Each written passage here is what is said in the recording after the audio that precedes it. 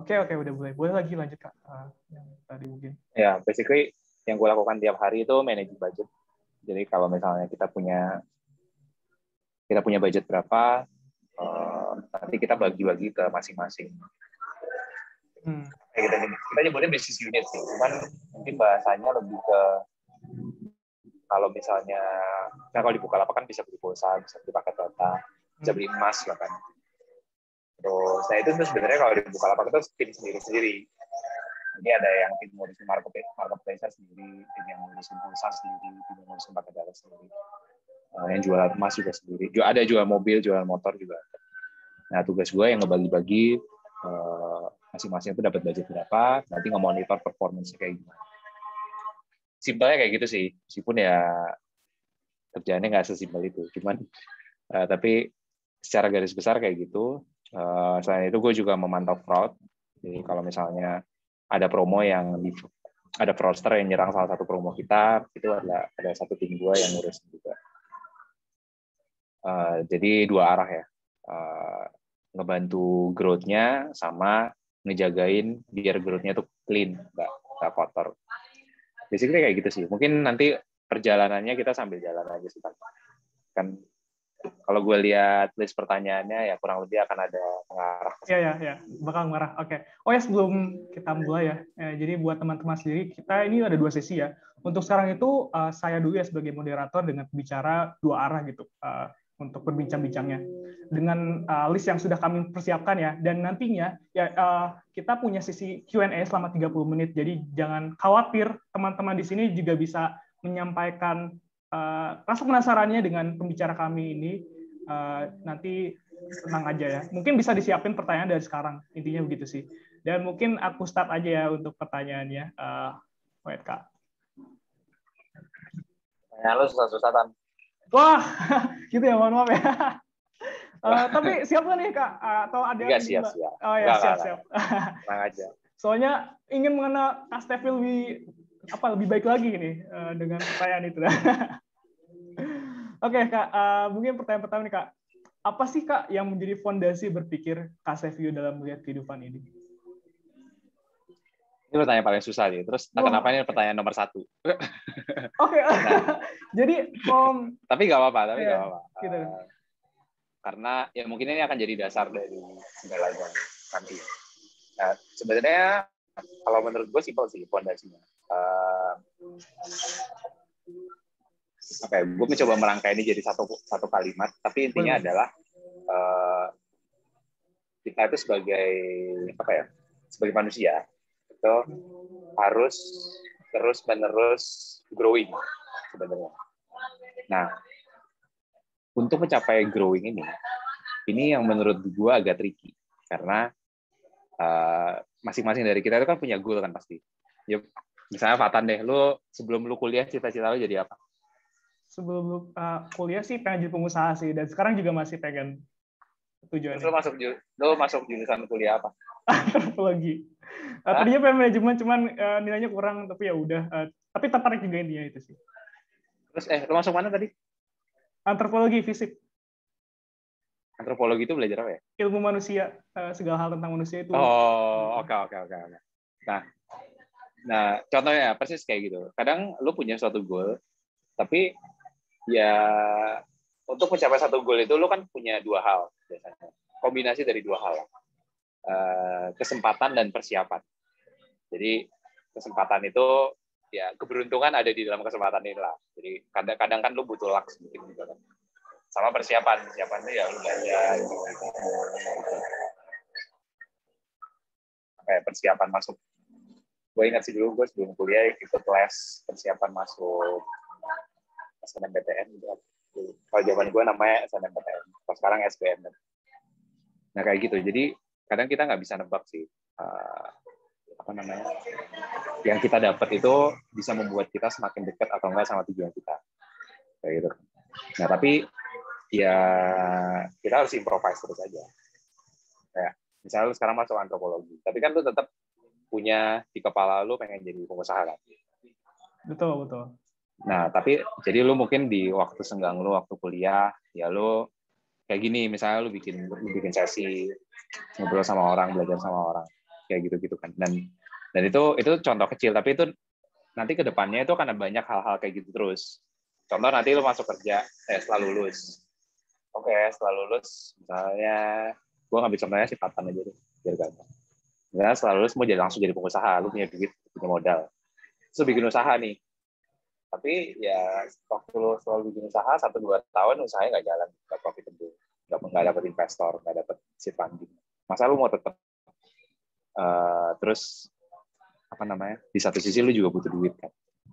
Ya masa lu mau tetap ada di jalur itu? Ya lu kan harus improvise kan. Ya udah, gue belajar bisnisnya gimana. Mungkin dengan lu kerja di tempat orang, lu juga bisa belajar bisnis, bener kan? Ya udah, terus ya lu bisa kerja di tempat orang, atau cari cara lain lagi. Misalnya lu kenalan sama banyak startup CEO.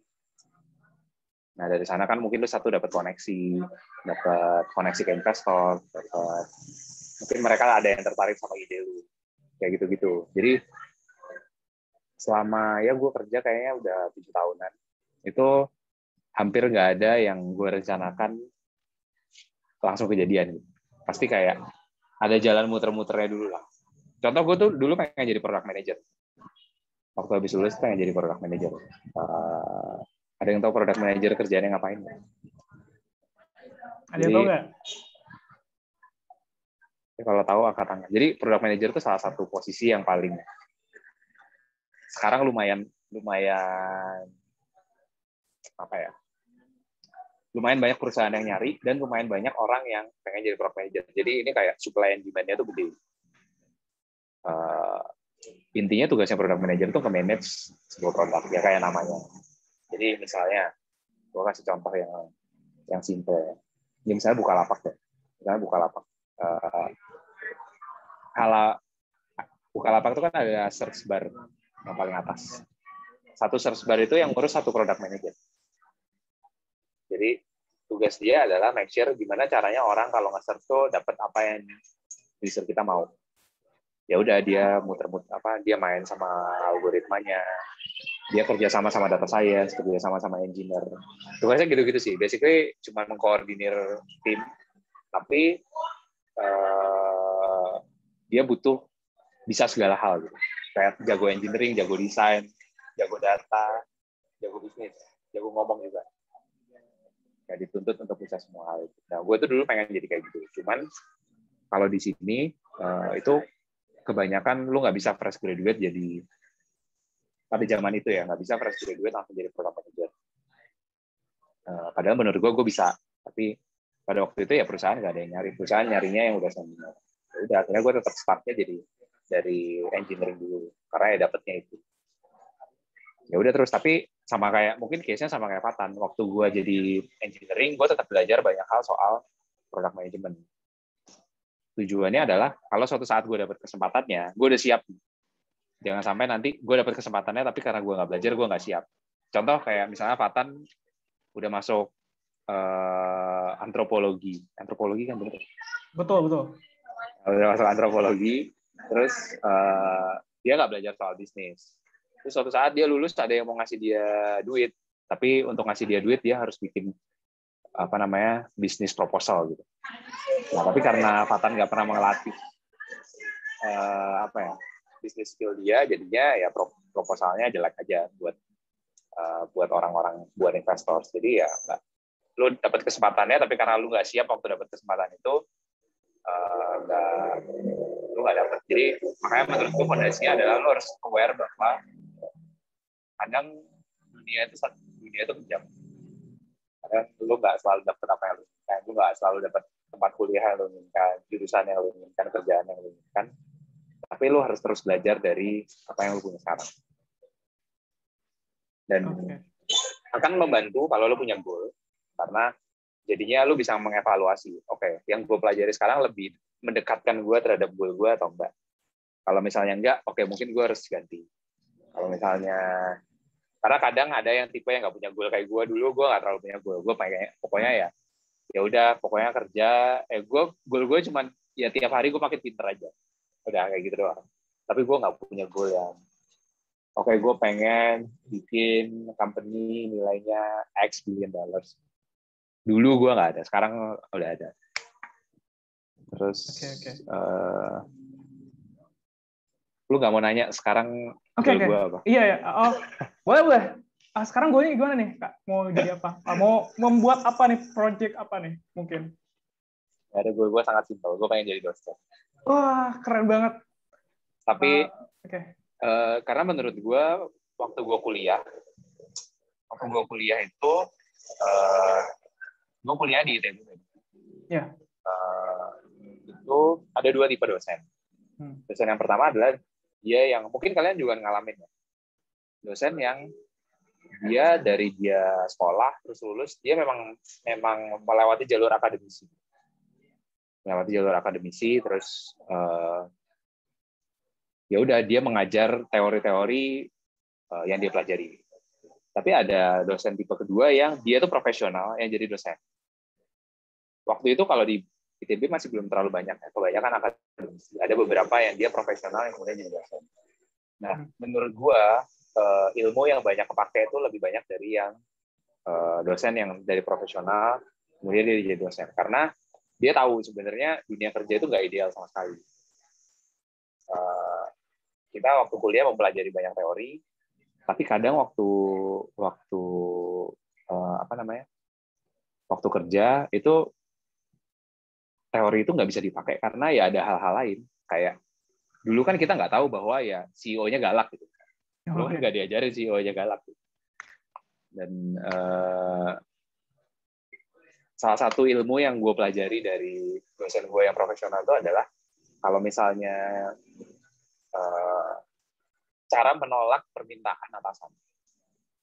Jadi sometimes lo harus nolak permintaan atasan karena menurut lo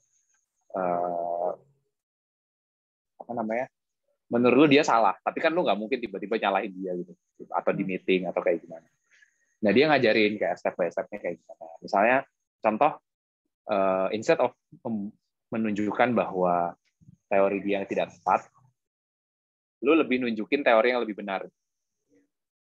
Dan of course nunjukinnya harus pakai research, pakai data. Karena gue punya satu hal, kalau misalnya nanti kalian kerja ya, biasanya kalau kayak dulu gue baru lulus, itu gue super analisis driven, super data driven. Oh datanya bilang ABCD, terus hasil riset bilang ABCD, dan kebanyakan kalau C-level atau VP itu kebanyakan mereka punya bisnis insting yang lu nggak bisa, mungkin lu nggak tahu, lu nggak bisa jelasin logik di belakangnya, tapi ya karena mereka udah lama banget di bisnis ini, mereka tahu aja. Nah, itu balance yang nanti akan kalian temukan. Jadi kalau misalnya ada bos kalian nanti pakai insting banget. Ya emang tugas mereka itu pakai insting. Tugas kita sebagai bawahannya mereka nge-proving dia benar atau proving dia salah. Pakai data, pakai analisis. Karena nanti lama-kelamaan kalian juga akan merasakan insting itu, kayak lama-lama dapat pasti kayak, oh kalau ada orang A, B, C, D pasti pattern-nya kayak gini.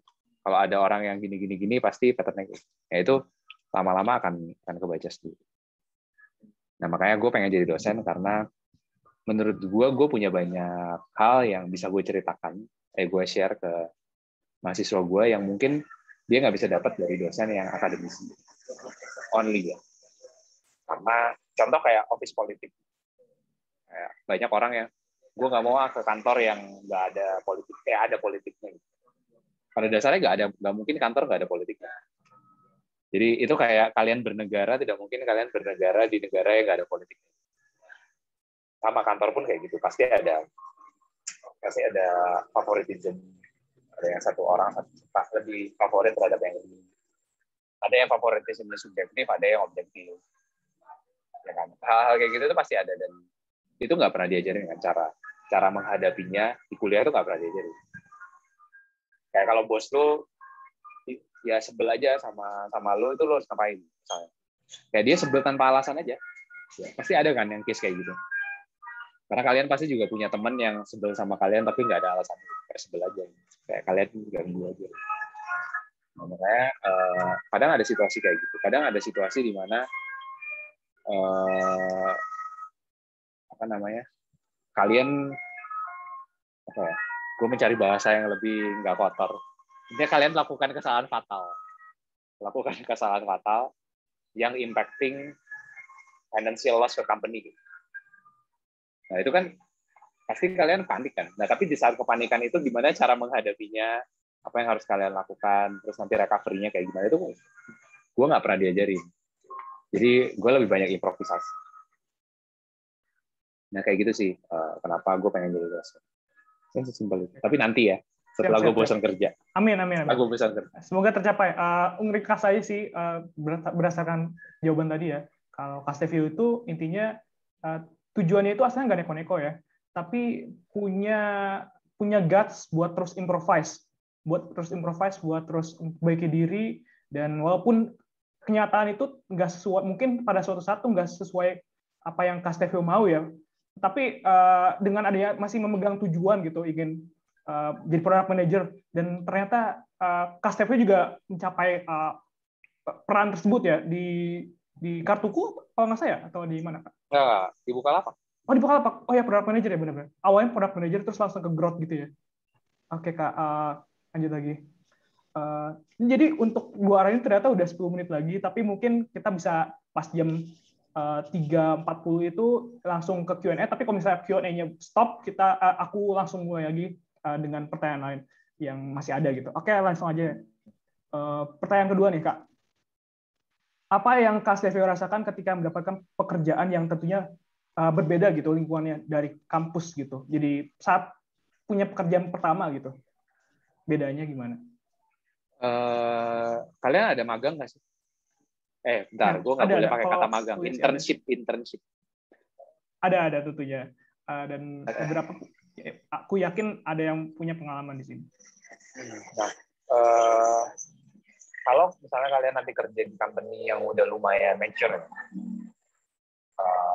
biasanya company FMCG itu banyak yang udah mature. Itu biasanya pelatihannya jelas. Kayak 2 minggu pertama kalian akan mendapatkan pelatihan, terus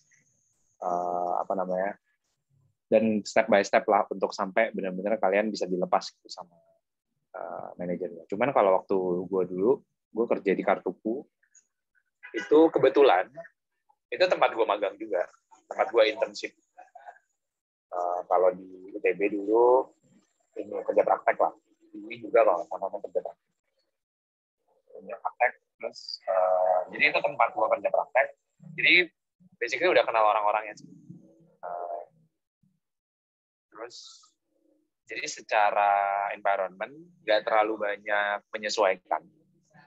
Karena udah tahu orang-orangnya, udah tahu cara kerjanya, udah tahu produknya, terus udah tahu atasannya.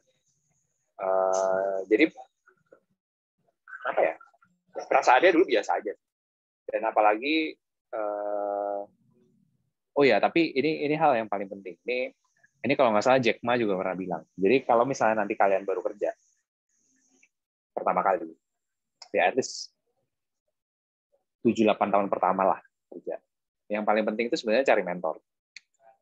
Itu paling penting karena ya maksudnya kan kalian pasti clueless ya. Gue juga dulu clueless kayak masuk dunia kerja, clueless terhadap mungkin nggak clueless secara teknis. Maksudnya mungkin kalian menguasai teknis-teknis partnya. Tapi clueless sebenarnya bagaimana kita behave saat kerja gitu. Maksudnya kalau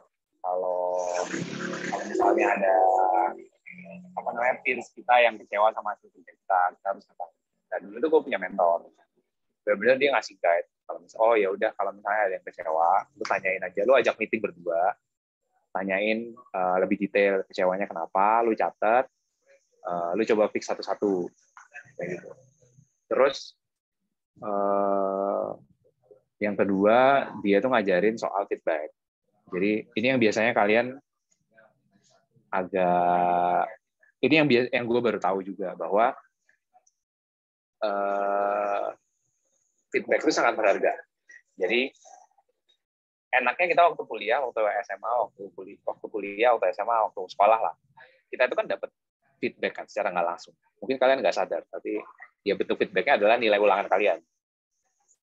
Nilai ulangan kalian. Kalian benar-benar secara frequent dites, terus nanti dari hasil tes itu kalian nanti akan dikasih feedback berupa nilai rapor. Nilai rapor itu yang nanti dibahas sama gurunya kan. Kalau misalnya jelek, nanti orang tua kalian dipanggil, kayak gitu-gitu pasti.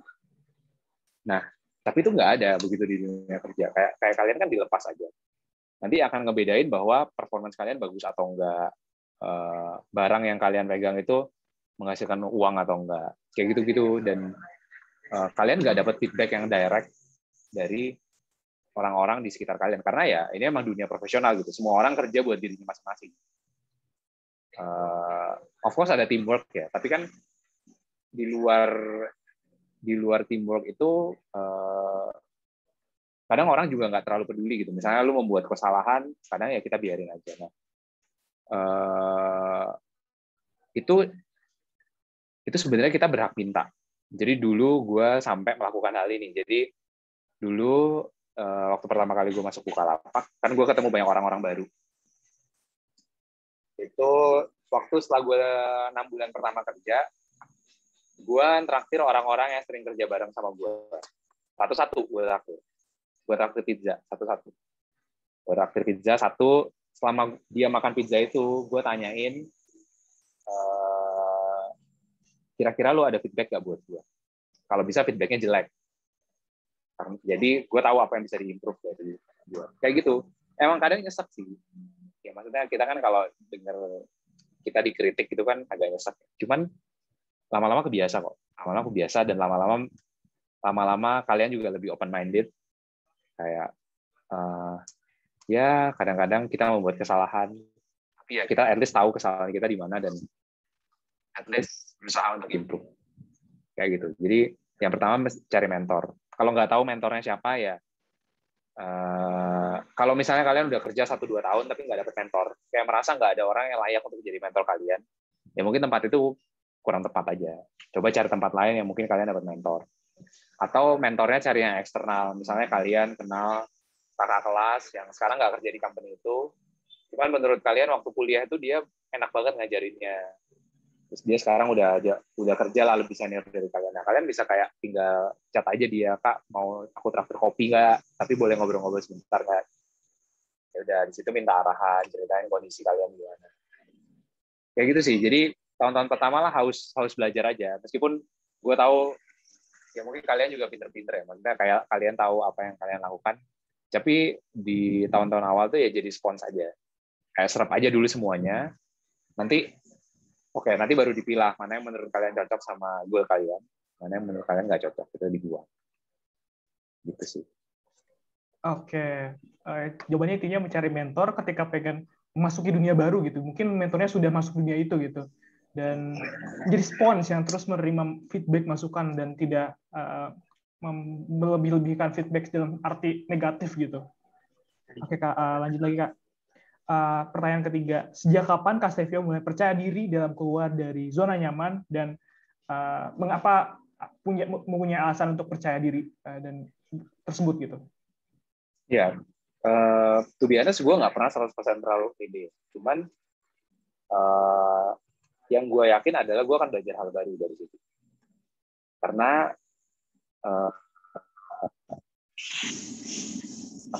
kayak selama ini gue kerja meskipun di tempat yang nggak enak atau di tempat yang enak, itu dua-duanya tetap dapat hal yang baru untuk dipelajari. Jadi gue pede cuma di situ. Gue pede cuma ada satu hal yang bisa gue pelajari di sana. Karena lu nggak akan pernah tahu sih lu akan cocok di sana atau enggak, lu di sana akan nyaman atau enggak, lu akan perform atau enggak di sana. Itu gue nggak pernah 100% yakin. Tapi gue punya framework untuk membuat itu berhasil. Kayak tadi contohnya ya, kita tahu isunya di mana, kita coba solve. Terus begitu kita punya solusi untuk nge-solve itu, kita minta feedback. Ternyata masih nggak works. Jadi kalau udah tahu cara untuk cycle untuk nge-solve problem, itu akan lebih percaya diri sih. Oke, Kak. Makasih Jebun. Oh ya, sebetulnya temanya itu tentang gimana alasan Kak Stevio pindah-pindah kerja gitu yang berbeda banget. Mungkin ini pertanyaan terakhir ya, ini walaupun ini pertanyaan terakhir untuk dua arah. nanti Q&A, dan tapi kalau nggak ada yang nanya lagi Q&A, aku lanjut tanya lagi. Nah, alasan Kasevio nih, mengapa sih Kasevio berani untuk berubah gitu, berubah alur-alurnya yang tadinya itu dari engineer ke project manager, terus ke product manager, terus terakhir ke di growth gitu. Nah, itu alasannya apa itu? Dan apakah itu sekarang passion Kak Stevio gitu untuk di growth itu sendiri? Mungkin itu. Nah, ini sebenarnya ada dua hal. Oke, gue ngomongin pindah-pindah dulu ya. Kalau pindah-pindah sebenarnya as simple as ini balik ke fondasi yang pertama, gue pengen banyak belajar aja. Karena gue sadar mungkin suatu saat gue harus settle gitu, di satu tempat yang ya gue udah bener-bener nyaman di sana. Maksudnya gue nyaman, gue perform bagus di sana, plus gue dapet duit yang bagus di sana. Gitu kan. Sebenarnya kan lo kerja untuk mencapai 3 hal. Nah, makanya gue pindah-pindah karena nyambung sama yang lo bahas soal passion tadi, gue sebenarnya nggak terlalu tahu passion gue apa. Gue tahu gue suka di teknologi, tapi gue nggak tahu sebenarnya karena role di teknologi itu banyak banget kan. Kayak dan role-nya itu kadang mirip-mirip, kayak lu jadi product manager sama jadi bisnis analis. Kalau di perusahaan teknologi itu kurang lebih yang dilakukan mirip. Bedanya product manager itu ngobrol sama engineer, kalau bisnis analis itu lebih ngobrol sama bisnis stakeholders-nya. Terus even kayak gue sekarang di growth juga kurang lebih mirip sama product manager. Tapi kalau product manager nggak terlalu musingin masalah financial, kalau gue sekarang lebih musingin masalah financial. Jadi kayak masih mirip-mirip gitu. Dan apakah sekarang gue kerja di passion gue? Menurut gue iya, karena at least teknologi part-nya terpenuhi. Tapi gue not sure apakah yang role gue sekarang itu yang paling membuat gue karena ya mungkin gue harus coba beberapa role lagi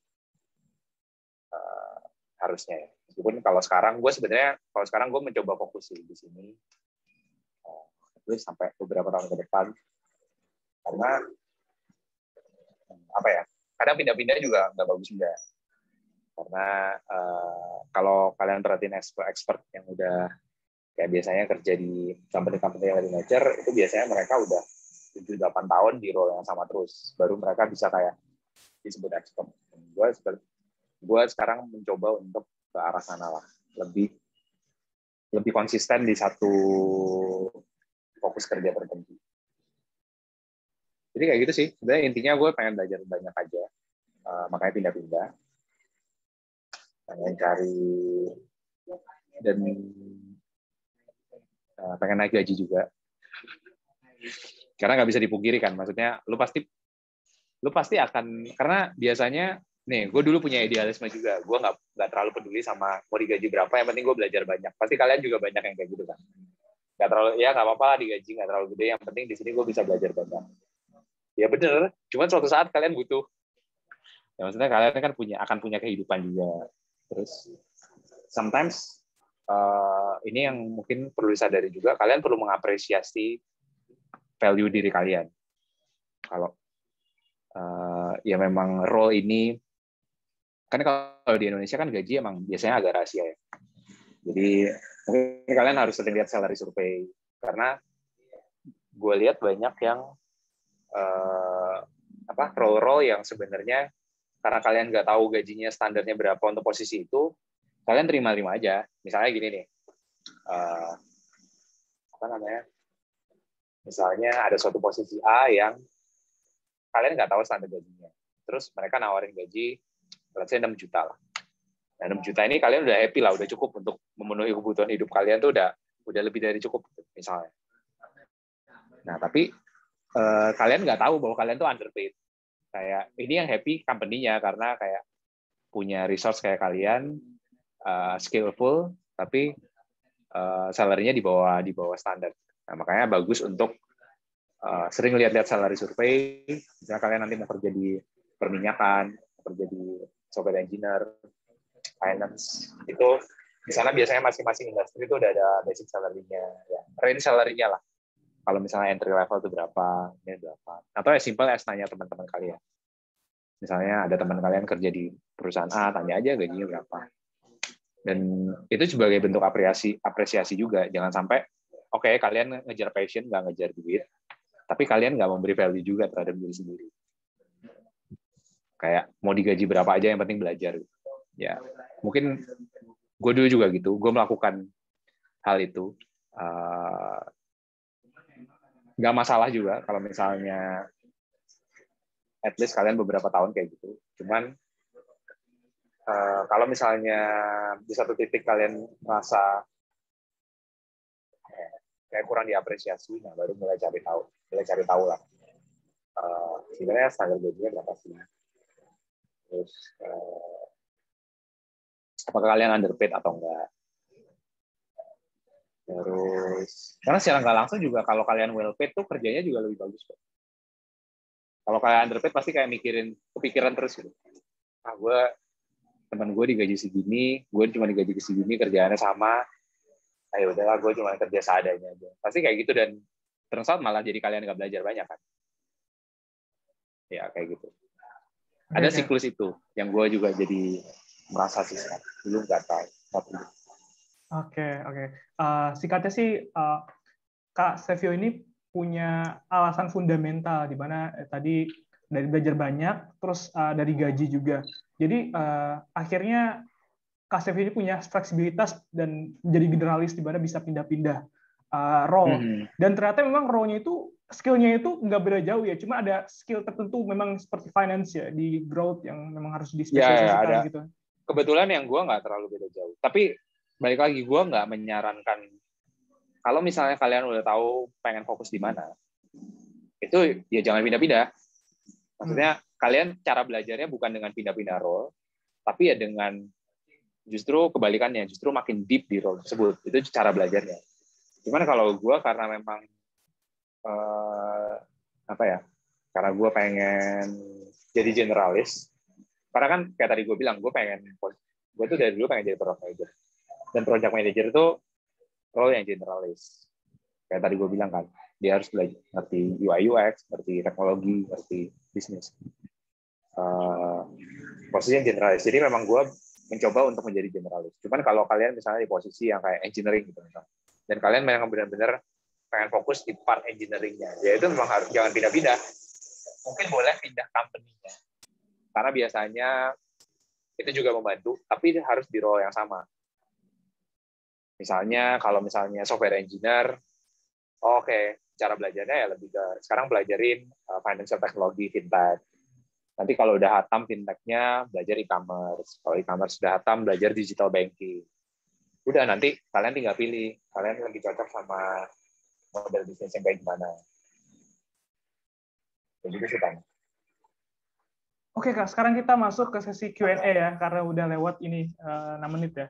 Dan kita udah dapat pertanyaan pertama nih. Pertanyaan pertama itu dari Tasya, dari Universitas Nasional. Izin bertanya, Kak, katanya. Saya mengambil jurusan sistem informasi, tapi saat ini aku ngerasa salah jurusan karena belum ngerti apa-apa tentang pemrograman. Gimana sih, Kak, cara biar tahu passion kita di mana dan nggak ngerasa insecure? Begitu, Kak, katanya. I see. Ini jurusannya sama kayak gue, sistem informasi. Jadi, gue exactly merasakan apa yang Tasya ini rasakan. Karena jurusan gue sistem informasi. Dan kalau di ITB itu ada jurusan informatika, ada jurusan sistem informasi. Jadi dua-duanya itu mirip ya. Informasi. Cuman kalau sistem informasi itu lebih mix lah, between teknologi, engineering, sama bisnis. Bisnis, manajemen gitu, mix lah. Kalau informatika itu pure engineering, harus jago ngoding. Terus, tapi kan company yang di luar sana nggak ngerti kan sama hal itu. Kayak, ya gue tahu kalau tulisan sistem informasi ITB ya harus jago coding. Nah, gue dulu kayak gitu. Gue merasa wah apa. Tapi jujur gue nggak merasa salah jurusan. Tapi gue lebih merasa bahwa gue insecure karena gue mirip sama dia, nggak ngerti apa-apa tentang programan. Gue nggak ngerti apa-apa programan, tapi waktu ini waktu kerja, ya gue of course dituntut untuk bisa pemrograman. Nah, itu sama pertanyaan pertama, gimana cara tahu passion kita di mana? Itu ada dua cara. Cara paling gampang itu ikut tes aja. Namanya itu kalau nggak salah tes peminatan. Itu biasanya dari tes peminatan itu biasanya lo diminta jawab pertanyaan lah. Gue nggak tahu harusnya di SMA atau di universitas itu ada beberapa yang ngasih model tes kayak gini, tapi ikut aja. Kalau nggak salah di Google banyak yang gratis. Kalaupun harus bayar, setahu gue nggak terlalu mahal. Ikut tes peminatan,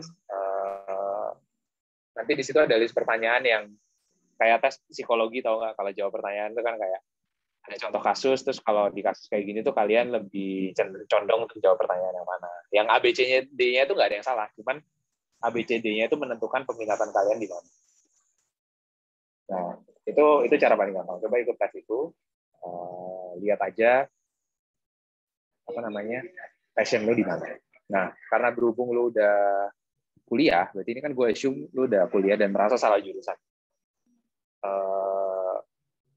Ini menurut gue pribadi ya, bebas mau diikutin atau enggak. Menurut gue kalau kuliah itu tanggung jawab kita sama orang tua. Kecuali lo yang bayarin kuliah bukan orang tua. Jadi kalau lo memang merasa salah jurusan dan lo merasa nggak bisa dapat apa-apa dari jurusan itu, mending lo komunikasiin sama orang tua. Kalau misalnya orang tua lo tetap tapi beresin dulu lah kuliahnya, nggak apa-apa. Menurut gue lebih baik lo beresin kuliahnya, baru lo kejar passion lo setelah itu. Karena kalau zaman sekarang itu belajar tuh nggak ada batasnya lah. Lo bisa belajar apapun dimanapun. Lo bisa punya banyak tempat untuk belajar. Dan company-company sekarang, apalagi startup dan lain-lain, itu nggak terlalu peduli sama gelar, tapi lebih peduli sama skill. Biasanya makanya lebih banyak dites dulu dan lain-lain. Of course gelar penting ya, sebagai entry point saja. Kalau misalnya di CV-nya kelihatan udah punya gelar sarjana, itu kemungkinan kan akan lebih atraktif daripada yang tidak. Tapi in the end tetap skill yang lebih penting, karena skill yang lebih kepake di kerjaan daripada gelar itu sendiri. Makanya gue diskusiin aja. Ada banyak, gue yakin banyak orang kayak si Tasya juga. Cuman kalau dari dulu, gue sama teman-teman kuliah gue yang banyak teman-teman kuliah gue juga yang nggak terlalu pede sama jurusan yang diambil, merasa insecure. Nggak apa-apa, coba beresin aja, karena pasti ada cara nge-solve-nya. Kalau misalnya kalian nggak terlalu ngerti, coba cari teman-teman yang jago, minta, ya kalian traktir apa, traktir Indomie, traktir roti bakar, atau apa, minta tolong ajarin 1-2 jam per hari. Tolong ajarin, at least survive sampai lulus, udah gitu. Setelah itu, baru lu cari passion, terus kejar passion. Tadi cara gampang nyari passion ya tadi kan, ikut tes peminatan. Cara susahnya adalah kayak gue, pindah-pindah tempat kerja untuk nyari passion. Bisnis nggak recommended, kecuali ini ya, kecuali kalian punya privilege untuk kayak gitu. Karena kan nggak semua orang punya privilege kayak gitu. Sometimes orang tuanya udah memasuki usia pensiun, ya dia harus mulai siap-siap untuk menjadi tulang punggung keluarga gitu. Ya kalau gitu kan berarti kalian nggak punya waktu yang panjang juga kan untuk exploring passion kalian. Oke Kak, ini ada pertanyaan kedua ya. Untuk Tasya sudah terjawab ya. Dari Julie Fanny. Kak, saya mau nanya, saya kuliah tapi tidak mengikuti organisasi apapun. Apakah nanti saya akan sulit ke depannya, Kak? Ini kayak yang nanya ini diri gue di masa lalu semua. Wah. Jadi kebetulan juga gue adalah yang kayak persis kayak Julie Penny. Gue nggak pernah ikut organisasi apapun. Himpunan pun gue nggak ikut. Gue ikut bantu-bantu lah. Cuman gue nggak jadi part of keanggotaannya himpunan. Padahal kalau zaman dulu kan, lo sebagai anak jurusan itu otomatis akan jadi anggotanya kan. Kalau gue nggak, karena gue nggak mau ikut ospeknya. Gue waktu itu gue nggak mau ikut ospeknya karena menurut gue nggak penting. Terus di masa liburan gue juga, terus oke, gue akan bantu kalau ada acara himpunan, tapi gue nggak mau jadi anggota. Ya udah, akhirnya gue kayak jadi non himpunan. Jujur ya, waktu itu gue juga nggak tahu impact-nya kayak gimana, karena apa namanya, ya gue juga nggak tahu kan, karena teman-teman gue di masa itu bilang kalau ini akan membantu lo cari kerja di tempat, membantu lo untuk dapat kerja. Nah, which is ada benarnya, karena misalnya gini nih, misalnya kalian nanti fresh graduate, pernah terus ngelamar kerja, kalian kan baru cuma punya pengalaman sekolah, terus mungkin magang juga nggak terlalu banyak, terus nggak punya proyek-proyek yang lain, portofolio lah, portofolio yang membuktikan kalian itu bisa bekerja dalam tim untuk mendeliver sesuatu. Nah, itu yang akan jadi nilai lebih. Nanti kalau misalnya suatu saat lu di-compare nih, seseorang yang nggak pernah berorganisasi, cuma lulus kuliah dengan nilai bagus, sama di-compare sama orang yang juga bernilai kurang lebih sama, tapi dia punya pengalaman organisasi.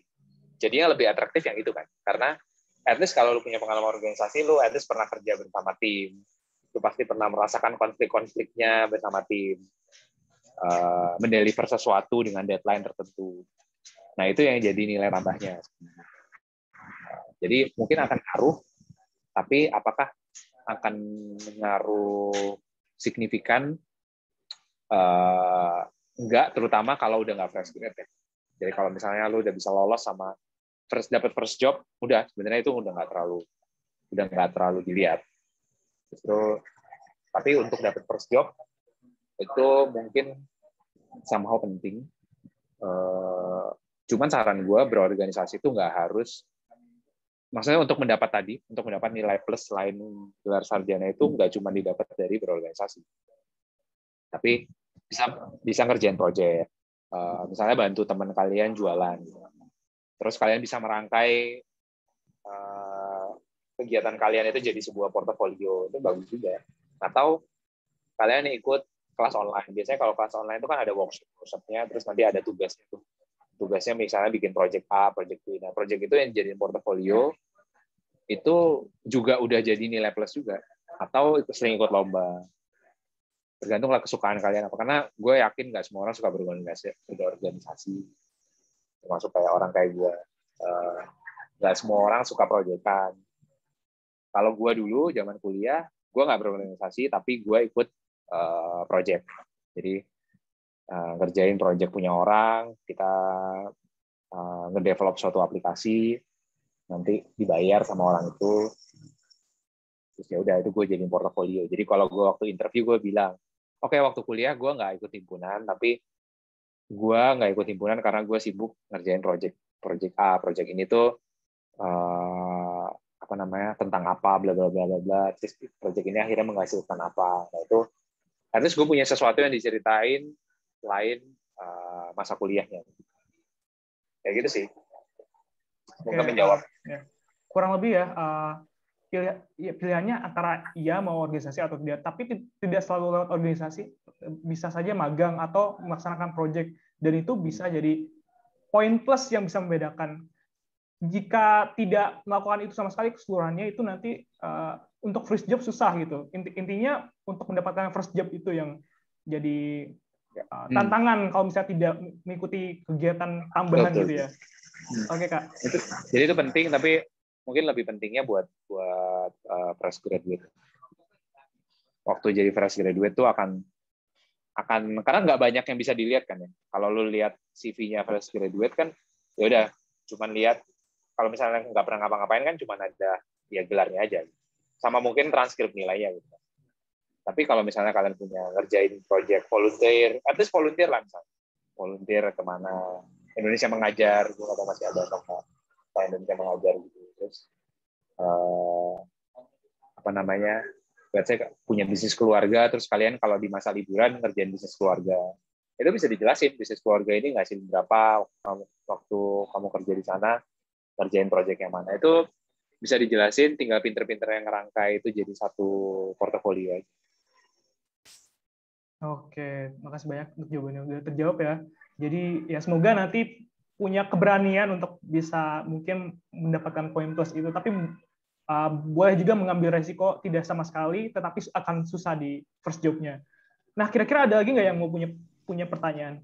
Kalau tidak, aku punya pertanyaan lain, tapi nunggu dulu deh. Ada nggak? Boleh banget. Mau raise hand, nanti boleh lewat audio, lewat mic. Terima kasih, Kak. Ada lagi nggak? Boleh banget. Yuk. Kalau sampai jam 4 nggak ada, aku punya pertanyaan lain. Yang interesting. Buat dijawab.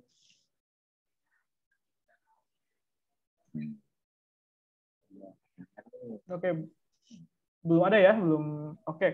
Buat biar terus keep up ya. Oh, ini ada. Oke, langsung dari teman saya nih yang pernah ikut katanya di UMG, pernah lihat Kakak. Halo Kak, gua mahasiswa semester 9, gua sempat ngerasain kerja selama hampir 2 tahun sebagai strategic planner sosmed.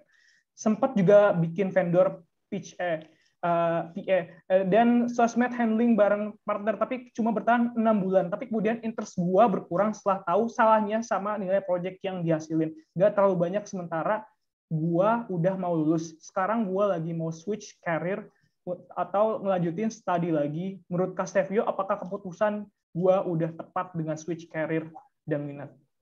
Ini agak kompleks case-nya, tapi bisa. Ya, ini enggak, gue ngerti ini. Maksudnya, Sip. oh ya, salary-nya kan sebenarnya isunya. Nggak terlalu banyak, sementara gue udah mau lulus. Sekarang gue lagi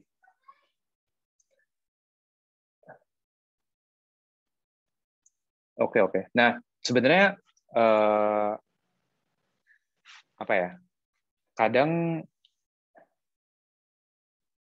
ini mungkin yang menarik ya. Biasanya tiap role.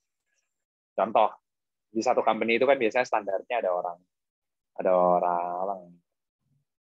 finance-nya, ada orang HR-nya, ada orang apalagi yang pasti ada orang bisnisnya, ada orang teknologinya, ada orang udah ada si level. Nah, tiap role itu punya standar salary yang beda-beda. Misalnya, biasanya di sebuah company itu yang bekerja di teknologi itu punya range salary yang lebih tinggi daripada yang kerja di support sistemnya. Support system itu kayak finance, kayak HR. Biasanya kalau kerja di teknologi, terutama di perusahaan teknologi, lebih tinggi. Kenapa? Karena ya yang menjadi motor penggeraknya company itu orang IT-nya. Terus mungkin ada yang misalnya kalian kerja di konsultan financial, kayak di Deloitte, kayak di EY, itu ya yang dapat salary lebih bagus ya orang financialnya, konsultan finance-nya. Jadi tiap company itu sebenarnya beda-beda untuk standar salary-nya. Karena biasanya tergantung di fokusnya di mana lah. Nah, contohnya kalau dia ini kan lebih ke marketing ya, social media planner. Terus ini PH ini production house kan. Production house handling. Nah, kalau misalnya lu suka sama kerjaannya, menurut gua lu better cari company yang bisa ngegaji role yang itu lebih tinggi. Karena pasti ada company yang benar-benar fokusnya di marketing, social media, consultant. Itu yang bisa ngegaji lebih tinggi lah daripada mungkin company yang tempat dia kerja. Cuman kalau melihat dia kemudian interest-nya berkurang setelah salary-nya nggak terlalu gede, ya menurut gua ini siapa namanya? Rizky aja. Panggilannya Rizky, bukan teman lu kan, Tan? Iya, Errol. Atau L. Cheryl, ya, LL. Ya menurut gua mungkin lu nggak terlalu passionate aja sama role-nya. Nggak ada salahnya untuk switch karir. Apalagi lu belum lulus juga kan. Sebenarnya baru mau lulus. nggak ada salahnya sama sekali. Terus karena ya ini part of lu belajar aja. Kayak tadi gue bilang, mungkin even lu suka pun nggak ada salahnya untuk, jadi gini ya, even lu suka pun nggak ada salahnya untuk nyoba hal lain. Nah apalagi ini juga lu kehilangan interest, ya makin nggak ada salahnya lagi. Dan ya kayak gue bilang tadi Tan, maksudnya lu mungkin bisa suka sama suatu hal, cuman karena lu nggak well paid di sana, ya lu bisa jadi nggak suka sama hal itu. Makanya menurut gue part gaji itu penting. Untuk kehidupan ya, penting banget. Iya. Oke, udah dijawab ya untuk L ya. Ada lagi nggak nih pertanyaan nih untuk teman-teman sini? Mungkin nih aku langsung aja kirim pertanyaan yang menarik banget nih. Jadi Kak, boleh tahu nggak bagaimana cara Kak Stevio untuk bertahan dan bangkit dari tekanan gitu? Kak dapat pressure atau masalah yang besar mungkin? Responnya gimana? Mungkin yang pertama itu yang jarang orang bilang adalah lo harus acknowledge juga kalau lo itu under pressure. Jadi kadang kan ya lo dituntut untuk bisa bekerja under pressure, tapi lo harus acknowledge kadang bahwa lo memang stres gitu sama kerjaan. Dan of course lo harus cari solusinya ya. Karena semakin tinggi nanti lo kerja, mungkin kalau misalnya baru awal ya itu kan mungkin sesekali aja lah, mungkin kalau ada event A, event B itu lo baru kerja dalam pressure yang sangat tinggi. Tapi di beberapa company lain atau di beberapa role yang lain itu ya lo tiap hari kerjanya under pressure. Jadi lo memang harus terbiasa untuk hidup dengan hal itu. Nah, biasanya cara yang sering gua pakai adalah lu tuh butuh partner biasanya. Partner untuk lu sharing atau saling tukar pikiran gimana caranya. Karena pasti kalau ada pressure itu kan karena ada problem. Karena ada problem yang harus di-solve atau ada target yang sangat tinggi yang harus dicapai. Makanya muncul pressure. Nah, pressure itu muncul kenapa ya? Karena lu nggak tahu gimana cara mencapai target itu atau cara nge-solve problem itu. Dan kadang bukan karena lu nggak tahu cara nge-solve-nya, tapi karena kadang lu butuh orang untuk membantu lu berpikir lebih jernih. Karena di saat under pressure, biasanya lu nggak bisa berpikir lebih jernih. Jadi kalau bisa, cari partner yang kurang lebih ngerti sama scope yang lu pegang. Ceritain aja. Mungkin partner lu nggak harus nge-solve problemnya juga, tapi at least dengan bercerita itu, kadang-kadang lu bisa pikir sendiri. Oh iya ya, kayaknya kalau diginiin bisa, kayaknya diginiin bisa. Nah itu salah satu solusi yang membantu. Terus biasanya kalau misalnya pasti kan nanti kalian di sana akan punya atasan. Biasanya pressure-nya itu banyak gede dari atasan atau kalian nanti punya bawahan. Misalnya kalian dapat pressure yang gede, jangan kayak yang tadi gue bilang acknowledge bahwa ini tekanan yang besar, dan nggak apa-apa share aja ke atasan atau ke bawahan. Karena dengan nge-share itu di company yang culture-nya bagus, dia akan membantu nge-solve. Kalau misalnya di company yang culture-nya kurang bagus, ya memang kalian harus nge-solve problemnya sendiri. Which is ya nggak masalah juga. Tapi hati-hati aja sih sama pressure kayak gitu. Karena yang biasanya jarang diperhatiin company itu kan kayak kesehatan mental. Kalau di Bukalapak udah ada sih. Jadi Bukalapak tuh ada ya kalau misalnya kita merasa butuh ketemu psikolog, kita bisa booking jadwalnya psikolog kalau di Bukalapak. Udah disediain ya udah ada lah fasilitasnya. Cuman kadang kan orang nggak sadar dia tuh lagi stres. Cuman tiba-tiba jadi kayak pusing, nggak bisa tidur, main-main. Ya nggak apa-apa. Itu menurut gua part dalam bekerja.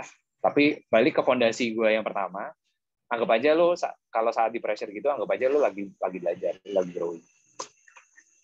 Itu akan ngebantu banget. Karena suatu saat itu akan hilang. Maksudnya suatu saat pasti kalian akan berpikir kenapa ya dulu gue stres cuma masalah kayak gitu. Terus nanti akan ada masalah yang lebih gede lagi, terus kalian stres lagi, terus 2 tahun kemudian kalian akan mikir hal yang sama. Kenapa ya 2 tahun yang lalu gue stres karena masalah kayak gitu doang. Ya udah. Jadi itu siklus yang sangat normal. Jadi apa namanya? Dan secara nggak sadar itu sebenarnya kalian lagi growing. Karena ya 2 tahun berikutnya kalian kayak udah problem yang kalian dapat 2 tahun lalu itu udah nggak bikin kalian under pressure, udah nggak bikin kalian stres. Jadi kan kalian udah at least 1-2 level di atas. Kayak gitu. Itu sebenarnya balik. Kalau misalnya kalian memang harus sendirian, ngadepin satu isu yang berat, membuat kalian super under pressure, dan nggak punya teman peers yang tadi gue ceritain, atasannya juga misalnya jahat, bawahannya jahat juga. Jadi ya kayak gitu aja, anggap aja itu kalian lagi growing. Coba aja nge-solve situasinya sebisa mungkin. Kalau misalnya kalian merasa butuh bantuan psikolog, jangan nunggu sampai stres beneran.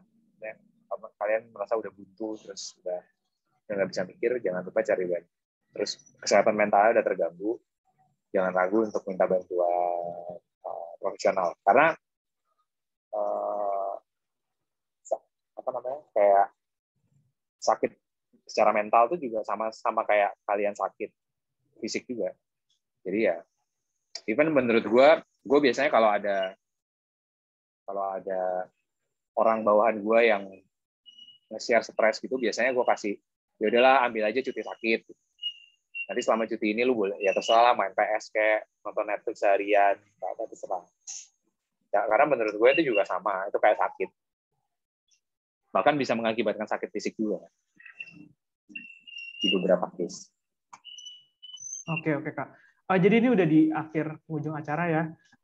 Terima kasih banyak untuk Kak Stevio sudah menghadirkan presensinya di acara ini yang sangat sederhana, tapi kita sudah belajar banyak dari pengalaman Kak Stevio dari dunia kerja dan bagaimana cara menghadapinya, dan tentang pressure juga, tentang bagaimana pindah-pindah kerja itu yang jadi tema utama kami ya. Dan gue suka kontak hari ini, nggak perlu nyiapin PPT soalnya. Oh iya benar banget. Ya jadi memang bakal ke depan-depannya emang bakal nggak nyusahin bicara gitu, apa nyiapin PPT, tapi kita berbincang aja gitu. Ya jadi ini acara kedua kami ya untuk acara sprint itu kedua kami, dan nantinya bakal ada lagi acara-acara yang serupa. Dan mungkin untuk teman-teman di sini boleh, ini yang membutuhkan sertifikat ya, ini kami juga membutuhkan feedback dari teman-teman kalian semua dari acara yang sudah berlangsung tadi, dari sisi positif dan negatifnya. Kami akan menerima hal tersebut, dan juga kami juga membutuhkan bantuan seperti dari follow ya. Tapi tenang aja, kita akan menyediakan konten-konten yang berkualitas ke depannya ya. Dan sebelum kita menutup acara ini, kita foto bareng dulu ya. Foto bareng dulu, teman-teman di sini boleh membuka kameranya ya. Boleh membuka kameranya. Untuk formnya, untuk bit.ly-nya itu boleh disimpan dulu aja, nggak usah langsung diisi, biar soalnya hanya akan di-share ketika meet ini gitu. Kalau di grup WhatsApp grup nggak bakal dikasih, soalnya sebelumnya di-share di WhatsApp grup di acara sebelumnya ya, dan yang nggak ikutan itu malah ikut ngisi gitu kan, jadi masalah. Dan jujur ini luar biasa banget. Jadi kan yang daftar itu 34 orang ya, dan sekarang ada kurang lebih 27-28 yang datang itu. Ini di luar ekspektasi kami ya, karena ini lebih dari 50%, kurang lebih 80% yang hadir ya untuk mengikuti acaranya. Jadi kurang lebih dari dibanding acara sebelumnya, ini improvement lah dari persentasenya ya, yang daftar dengan yang hadirnya. Berarti teman-teman di sini benar-benar niat untuk belajar gitu, untungnya. Dan teman-teman boleh menyalakan kameranya, kita foto bareng sebagai dokumentasi. Kami tunggu ya. Udah. Aku lagi nggak pakai, nggak tahu pakai bukan. Halo. Oh ya. Kalau nggak bisa dinyalain nggak apa, tapi kalau yang bisa dinyalain boleh banget ya. Kami tunggu dulu. Oh ya, ini di remove dulu. Kita nanti foto suruh. Ini nggak bisa view-nya. Ayo ditunggu yuk.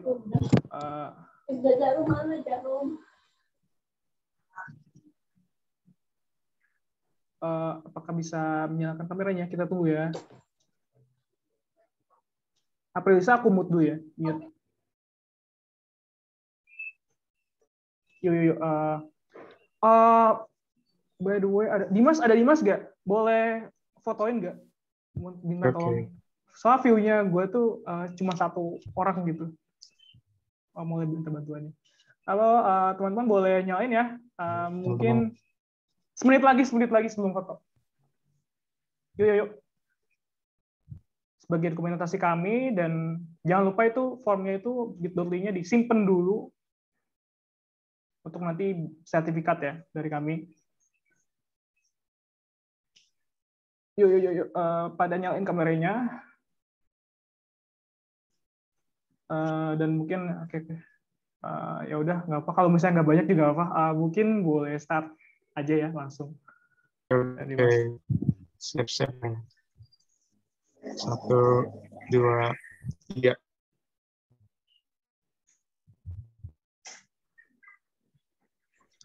Sekali lagi. 1, 2, 3. Oke. Oke, udah ya. Udah. Oke, terima kasih banyak untuk teman-teman semua yang sudah hadir, menyempatkan waktunya. Semoga bisa belajar banyak dari pembicaraan kita tadi ya. Mohon maaf, kami tidak bisa mencukupi semua tema yang kami berikan, yang maksudnya apa yang kita perbincangkan tidak semuanya ya, karena memang mengikuti waktu juga ya. Dan teman-teman tentunya punya aktivitas juga ya. Semoga bisa bermanfaat untuk kedepannya ya, di masa depan nanti bisa berguna ilmunya. Dan tunggu kami di acara selanjutnya. Jadi tetap ikutin kanal kami ya. Dan kami juga akan men-share info-info serupa di grup WhatsApp yang sudah dibentuk ya. Terima kasih banyak, dan teman-teman boleh meninggalkan room ini. Sampai jumpa lagi ya. Thank you guys. Yuk.